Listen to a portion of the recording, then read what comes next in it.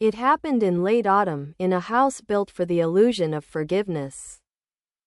The walls were too white, the air too clean.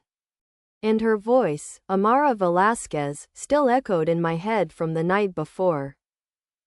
She had whispered my name like a weapon, and he hadn't noticed. He'd thought it was affection, but I'd known the difference. There's a way a woman says another woman's name when she wants it to cut. Ethan Keller, her husband, had been mine first.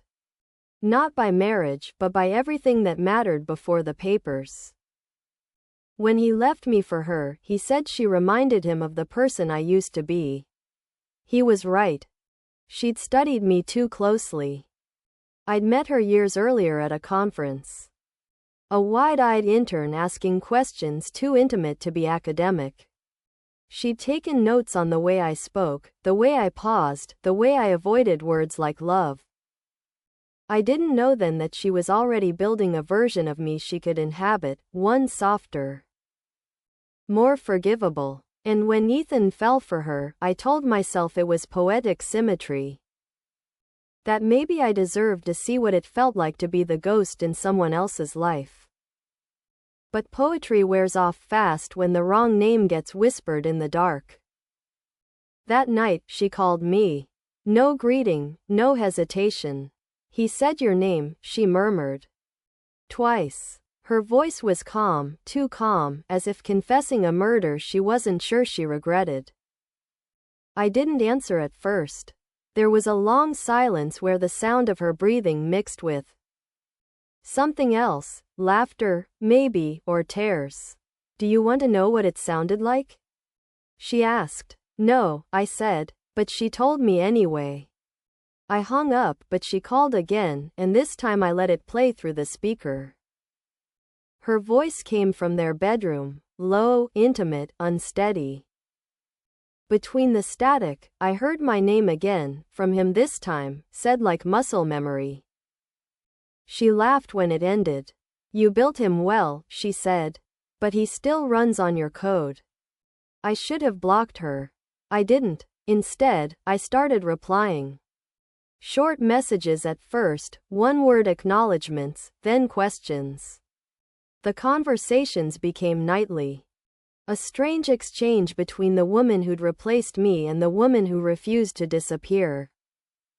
She said she wanted to understand me, to know why he couldn't stop seeing my shadow in her. I said she was confusing revenge for intimacy. She said I was confusing survival for grace. Weeks passed. Her tone changed. Softer. Almost kind. He's breaking, she said once. Every night he calls out for you. But I think he's starting to see that it isn't you he's missing, it's the way you hurt him. I met her in person again the following week. A hotel bar in Chicago, the kind of place where confessions feel rehearsed. She looked older, thinner, eyes too sharp to belong to innocence. You wanted this, didn't you? She asked. For me to suffer? No, I said. I just wanted you to realize what it costs to keep a man like him. She laughed, the kind of laugh that trembles at the edges. Then we're even, she said. Because he doesn't love me anymore. He only wants you. I should have left then, but she slid a phone across the table. Listen, she said. It was another recording, his voice again, broken, muttering my name. And beneath it, her whisper, say it again. Something in her eyes flickered when she saw my reaction. It's not jealousy, she said. It's devotion. You understand that better than anyone. I didn't take the phone. I didn't take the bait. But when I got home that night, I found a message waiting on my voicemail, her voice. Half laughing, half sobbing, he's yours again. He just doesn't know which version.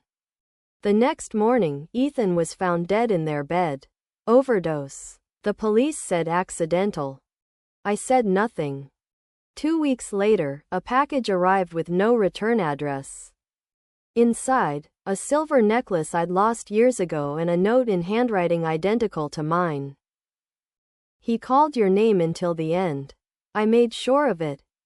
The handwriting trembled slightly, as if written by someone who wasn't sure which name belonged to her anymore. 2 weeks after Ethan's death, I began to hear her voice again, soft, steady. Too close to my ear for distance to explain. Sometimes she spoke through the phone even when it wasn't ringing.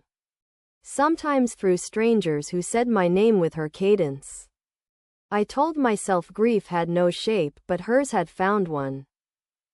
Amara Velasquez wasn't gone, at least not in the way people meant when they said dead. She existed in the pauses between my sentences. In the silence of the apartment that once belonged to us. I found her handwriting on the mirror, faint as steam. He said your name until the end. I told myself it was memory. But memory doesn't write. Then came the knock, 3 sharp taps at 3:17 a.m. I froze. The hallway beyond the peephole was empty, but an envelope waited on the floor. Inside, a hotel keycard, slick and white, embossed with the number 404. My stomach dropped. That was the room where Ethan and I had stayed the first time we pretended to fall out of love with our spouses. I went, because people like me don't heal, we finish. The hotel had been closed for months, its lobby swallowed by dust and silence. But the elevator still worked, humming faintly as if remembering movement. Room 404 opened easily. The lights were already on. She was there, sitting on the edge of the bed in a white dress that looked too real to belong to the living. Her hair was loose, damp, as if she'd just stepped out of a bath. The air smelled of her perfume, the same one that used to linger on Ethan's collar. You shouldn't have come, she said. Neither should you. Her smile was sad, knowing. You think you won, don't you? That you outlasted me. I laughed quietly. You're the one who wrote my name on your mirror. That wasn't me, she said. That was him. The lamp flickered. For a moment, I saw movement in the mirror, a shadow beside hers, male. Unsteady, whispering my name. The room pulsed, light bending around it like heat. He won't leave, she said. Not me, not you. He doesn't know which one of us he died for. I took a step closer. Then let him choose. She shook her head. That's not how it works. You built this. You kept his name alive. Every time you said mine, every time you remembered him, you pulled me back. The hum grew louder. The mirror rippled. His voice came again, raw, broken, saying both our names in one breath, as if merging us. The walls shuddered and the air filled with the metallic scent of rain. I looked at her, and she looked back, eyes soft with something that almost resembled pity. We're the same now, she whispered. The reflection in the mirror confirmed it. One body, 2 faces, overlapping. His voice repeating endlessly, her name, my name, her name, my name. Until I couldn't tell where one ended and the other began. When I woke, the bed beside me was empty, the air still heavy with her perfume. On the nightstand lay a folded note in my handwriting. You said my name first. After that night, time refused to behave. The clocks still moved, but days bled into each other like ink on wet paper. Sometimes I'd wake to the sound of rain, only to step outside into blinding sun. Sometimes mirrors showed her reflection instead of mine, brushing her hair. Humming the tune Ethan used to hum before he lied. I told myself it was trauma, that guilt could rewrite physics if you let it. But the line between haunting and remembering had become too thin to walk. I started receiving calls again. Always at 3:17 a.m. Always silence on the other end, until one night, the silence exhaled. You sound tired, she said. Her voice was soft, but every syllable landed heavy. as if spoken from underwater. It's getting hard to tell which one of us you are. I'm not you, I said. Then stop answering my calls. The line cut, but the phone didn't hang up. I heard breathing still, low and ragged, not hers, not mine. His. It was the sound of Ethan asleep. The way he used to breathe beside me when pretending to dream. He's here, I whispered. He never left, she replied, her voice now everywhere, the window, the walls. The air conditioning vent. You carried him with you when you said my name that night. You thought it was revenge, but it was resurrection. I stopped sleeping. Every room felt occupied. In the kitchen, I'd catch glimpses of movement in reflections. Ethan sitting at the table. Amara behind him, her hand on his shoulder, both of them watching me as if waiting for a cue. Once, I shouted at them to stop. The light bulbs burst one by one. I left the apartment that night and drove aimlessly until dawn. I ended up outside their old house, the one she'd redecorated after he left me. The windows were boarded, the paint stripped by rain. Still, I could smell the perfume from the sidewalk. I pressed my hand against the door, it was warm. Inside, the hallway lights flickered to life one by one, leading me upstairs. Room by room, I followed them, past their photos still hanging crooked on the walls. Past the broken mirror above the vanity where my name had first appeared. At the end of the hallway, the bedroom door stood open. The bed was made, sheets immaculate, pillows untouched. Only the impression of two bodies remained faintly on the mattress, sinking slowly. As if the memory of weight refused to fade. On the nightstand sat a glass of water and a folded note. The handwriting was a perfect blend of both of ours, hers elegant, mine deliberate. He said your name again, it read. And this time, he was looking at me when he did. I picked up the glass. The water shimmered, reflecting three faces instead of one. Mine in front, hers behind, his between us, eyes open, lips moving soundlessly. I dropped it. The glass shattered, but the reflection stayed, rippling across the floor like liquid light. I stepped back, but the reflection stepped forward. When I turned, the bed was no longer empty. Ethan was there, eyes closed, mouth moving as if whispering in sleep. And beside him, Amara, face turned toward me, lips curved in a small, tired smile. You came back, she said. I had to know, I whispered. You already do. Her hand reached toward me, her skin too pale, too real. I wanted to pull away, but something in the room tightened, gravity reversing. The air felt electric, full of breath that didn't belong to any of us. The three reflections on the floor merged into one, and for a split second, I couldn't tell whose body I was standing in. When the light flickered, they were gone. The bed empty again.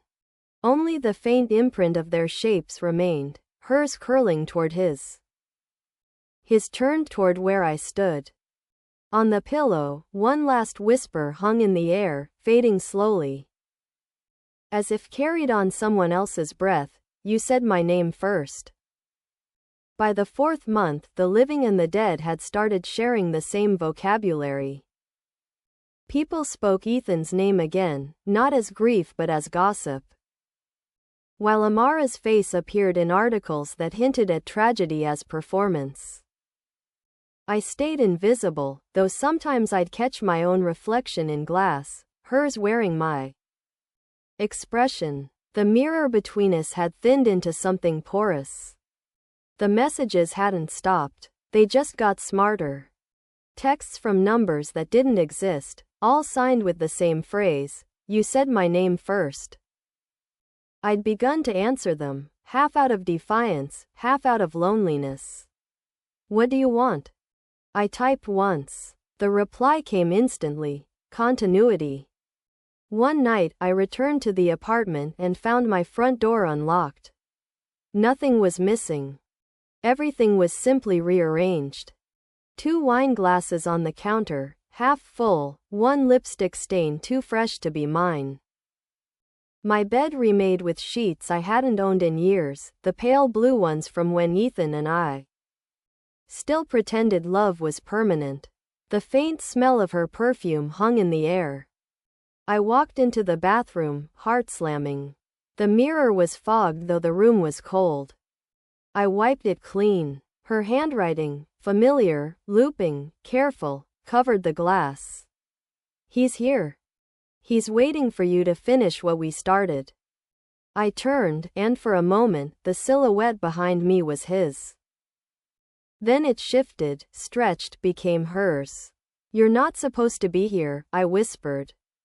The shadow smiled. Neither are you. The lights flickered. The ceiling hum returned. That same electric pulse from the night in room 404. I heard my own name spoken twice, layered over itself. We keep doing this, she said, her voice circling me from every direction. You take my place, I take yours. You love him, I bury him. You mourn me, I become you. It's almost beautiful. I wanted to scream, but the air was thick, honeyed, heavy with perfume. My reflection moved before I did, her lips curling around the word again. Then my phone buzzed. 1 new voicemail, no number. I pressed play. Silence first, then breathing, 3 distinct rhythms overlapping. His, hers, mine. And then a whisper, low, certain, familiar. You said my name first. The call ended. In the mirror, only one reflection remained, smiling faintly. I touched the glass. It was warm, pulsing, alive. I wasn't sure which one of us was on which side anymore. By the 5th year, the story had consumed itself. The world had stopped mentioning Ethan's name. The way people eventually stop talking about an accident when they realize the road still needs to be used. Amara's house had been demolished, my apartment sold. My life condensed into rumors I no longer recognized. But every mirror still remembered. Every night at 3:17 a.m., my reflection would hesitate before following me. As if something on the other side was tired of pretending. I'd moved to a town where no one knew me. Where even the wind sounded unsure of what it was carrying. But forgetting doesn't cure anything, it only changes the shape of the haunting. Some nights I'd wake to the sound of 2 people whispering in the next room.